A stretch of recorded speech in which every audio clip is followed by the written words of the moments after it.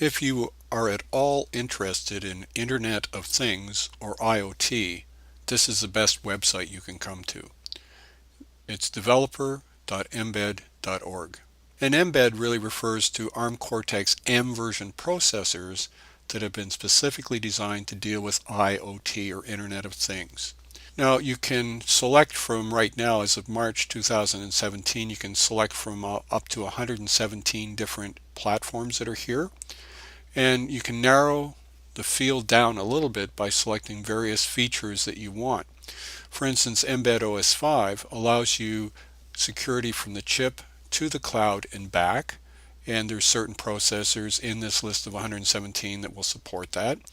We have a number of target vendors. We have a number of platform vendors here, and we also have different types of connectivity that you can select from to further narrow your choices. And we have form factors such as Arduino compatibility, breadboardability, Zigbee. We have interface firmware and software support.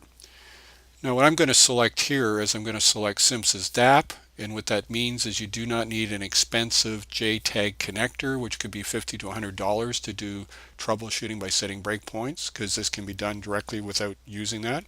And I'm also going to select Arduino compatibility, because we want to be able to have things that will fit onto an Arduino Shield form factor.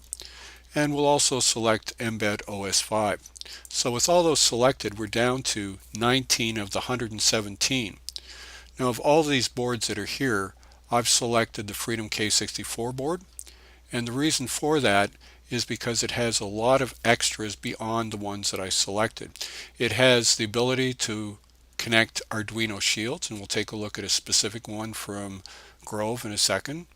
But it also has an Ethernet connector, which means you can actually send data right out to the web and analyze it, as we'll see here as an example later.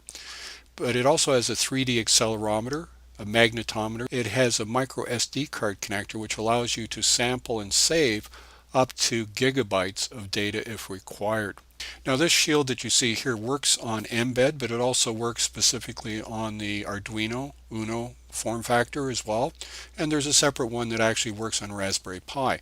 And why is this important? Because from this shield, through these cables, you can connect up a number of devices such as solid-state relays, motion detectors, all sorts of various things such as RFID, anything you want.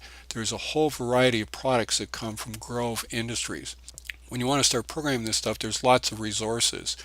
All of these libraries for TCP networking, Internet of Things, and WebSockets, USB, custom peripheral drivers, all of these things that are here work on all of those boards that we saw at the start. So it works in a consistent manner. Now if we take a look here, here's a program that I've written here that will deal with the Ethernet. And you'll see here that when I open this up and take a look, these are library functions that have already been pre-written, and unlike Arduino, these are written in C++.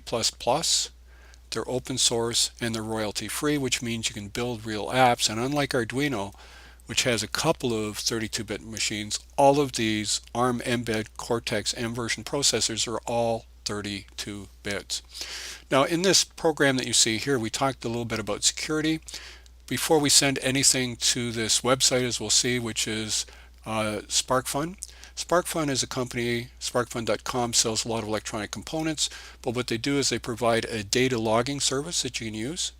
And when you want to send something securely to that website, you have to send a public key and a private key with every data element that you're going to send there. But once you do that, you're going to be able to get up to 50 megabytes of data sampling for free, a service that they provide. And then you can click on here to export to analog I/O and actually do a analysis where you can see I'd send it a sine wave here and some other stuff at the other end, but you can send multiple waves. So there's a sine wave and a square wave with some other stuff on here.